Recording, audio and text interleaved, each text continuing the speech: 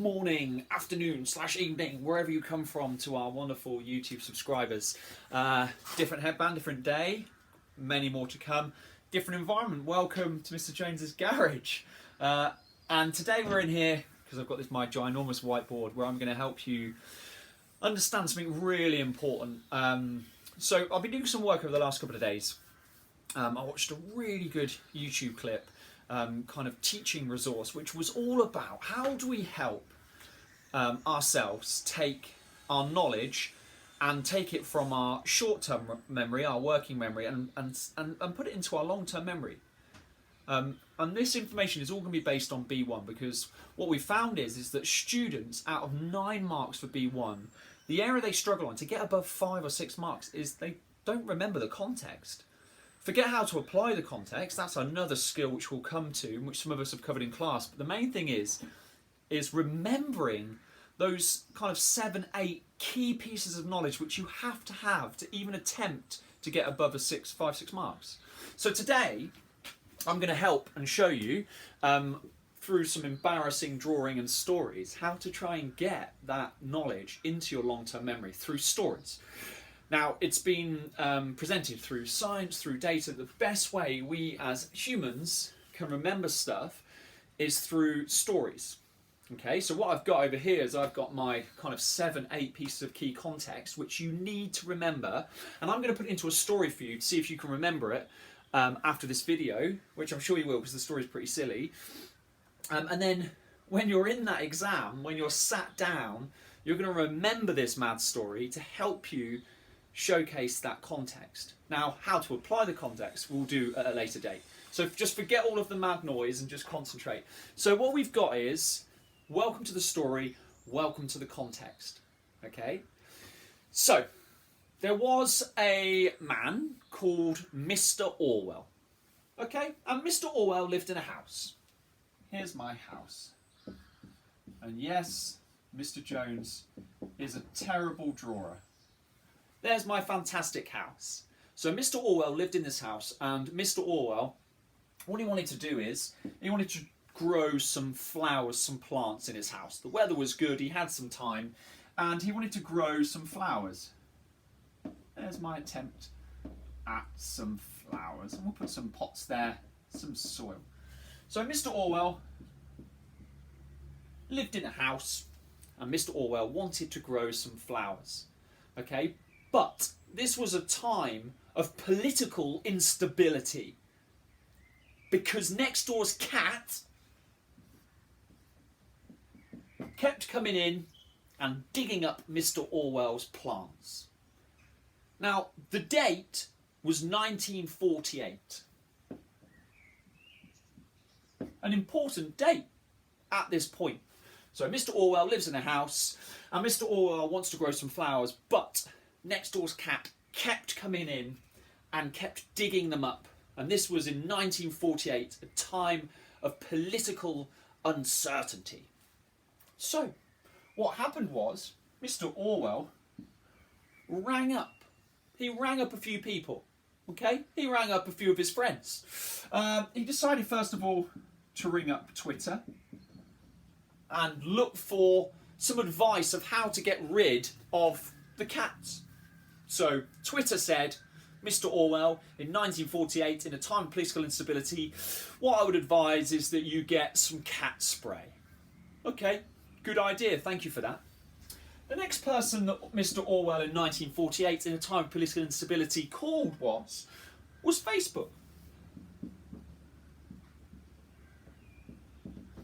And Facebook said, don't bother about cat spray, that's rubbish. What you want to get is a little electronic device, and you can plug it in, and it makes loads of noises and scares the cat away. Oh, Mr. Orwell was like, well, hang on a minute, they're both 2 different ideas. So, he decided to read a paper. Let's say he was reading The Guardian. Good choice, Mr. Orwell. And The Guardian again gave him conflicting information. The Guardian said, oh, ignore Twitter, ignore Facebook. What you want to do is, you want to get some CCTV. You want to film the cat. You want to make sure that the cat knows that you are watching it. So he thought, okay, well, here's quite a lot of conflicting ideas. I've got Twitter, Facebook, and I've got The Guardian telling me all different sorts of things.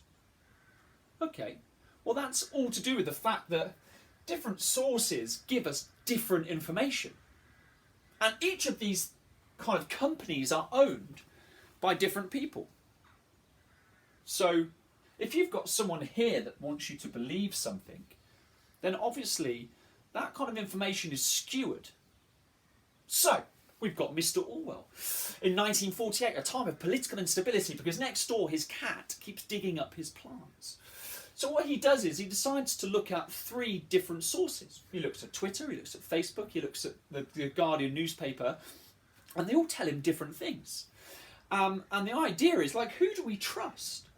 That's one of our key pieces of information, key pieces of context. Which person do we trust? And especially if the person that owns this kind of company wants us to believe certain things.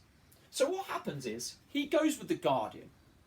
Mr. Orwell goes with the Guardian newspaper, and he goes away and he buys a CCTV which will monitor the cat ripping up his plants at all times. Okay, and what happens is, he has a little screen and he watches the cat daily. Every single time there's a beep on his monitor, what happens is he checks his phone. Now, this isn't a good thing, because Mr. Orwell is spending absolutely hours on his phone. He's becoming dominated by screens. He can't get off his phone at all. Not only is his information that he's been given being skewed and being targeted, but he's now obsessed with his phone. He is dominated by screens. Now, every time he logs in, it sends a little notification to all of his apps on his phone. And every single thing that he looks at on his phone is uploaded and sent to the most important person, his next door neighbour, who owns the cat. And his next door neighbour, in this instance, is going to be his big brother. Now, his big brother is going to watch everything that he puts online daily. Every single time he looks at his phone to check on that pesky cat, it's going to send a notification to Big Brother. And everything that he looks at is going to be almost thrown to Big Brother. Let's go back at the start of our story. So what we have is we have Mr. Orwell lives in his house in 1948. It's a time of political instability, because next door the cat keeps coming in and the cat keeps digging up his plants. Key context: Orwell, George Orwell, 1948, wrote the play in a time of political instability. So what he does is, he then decides to go online and look for some information about how to get rid of this pesky cat. Okay, and each of the different sources that he looks for kind of tell him different things. And the whole idea of that's the whole idea of who can we trust, and the fact that, like, facts can be manipulated, especially if these organisations are controlled by powerful individuals, because they can monitor what we are seeing or what we are viewing. So then what he does is he listens to The Guardian, and he decides to put into his house a CCTV device and check daily, every single time that he looks, or the cat makes a sound, or the cat comes onto his patch, he's going to get a little notification on his screen. And he becomes obsessed with his phone. And this is to do with the idea that actually, not only is social media has a huge impact upon us, which is the key piece of context, but also that we are dominated by screens.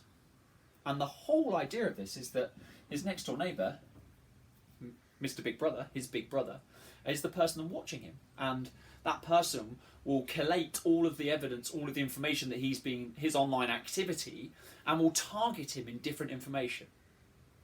Wow! A story thrown out of the garage for you to help you understand the context. Now, how many of you could take all of this off, he says, all of this off here, wipe it all off, and tell me that story from the beginning, to remember there's 6 to 7 pieces of key information. Remembering, he wrote the play in 1948 at a time of political instability. Dominated by screens, social media has a huge impact upon us. Online activity can be targeted. Facts can be manipulated. Different medias are controlled by different people. And ultimately, the central question of this play is, can you trust evidence? So my challenge for you this week is I'm going to upload for you an example of how to apply this knowledge. But your job is to learn the story. And if you think my story is rubbish, make your own story, because it is shown with evidence that actually the best way to remember things, the best way you can take this knowledge from your short-term to your long-term memory, and then to be able to kind of bring it up, retrieve it, and then use it practically in different contexts, different scenarios, which I'm going to show you, is through narrational stories. Okay, so here's my stupid idea. This was my silly story that I've made up to help you remember the key pieces of context. And I bet if you close your eyes now, you can remember, oh, hang on a minute, there was a cat that kept digging up someone's garden. Oh yeah, that person, that was Mr. Orwell. What date was it? 1948. And what was happening? Well, it was a time of political instability because the cat kept digging everything up. So what did Orwell do? Well, what Orwell did was he decided to look at different places. He looked at Twitter, Facebook, The Guardian, and each person told him something completely different, because each of those things were controlled by different individuals and they wanted to target what you believed. But he listened to one, for example, and that one said to him, right, go on then, put a CCTV and monitor all of the cat's interests and all of the cat's actions. So he did that, but then he became obsessed with his phone because we are dominated by screens and social media is having a huge impact upon our lives. But then his online activity, every time he logged on to check the app, it was notifying that person, and that person was Big Brother. And that idea is that online activity can be targeted against us. Every time you log on to Facebook, every time you Google something, that's sending that information somewhere else. And you know, you've only got to log on to like Instagram, and then 20 minutes later, there's an ad coming up on your Facebook, and you're like, hang on a minute, I just looked at that. That's because it's monitoring your online activity, depending on your privacy settings. And that's what this play's central question is all about. But to get above 5 marks, realistically, in B1, you have to know, before you apply that knowledge, you have to know the context. Your job for this week is to get that context into your long-term memory. And then on the PowerPoint, I'm getting excited and I'm speaking really loudly. On the PowerPoint, what I'll do is I'll show you how to apply that, and then we're going to tackle and attempt that B1 question. Okay, so hopefully you enjoyed seeing my ridiculously bad drawing and helping you to put that context from your working memory into our long-term memory through the use of narrational stories. Missing you lots. Over and out. See you later.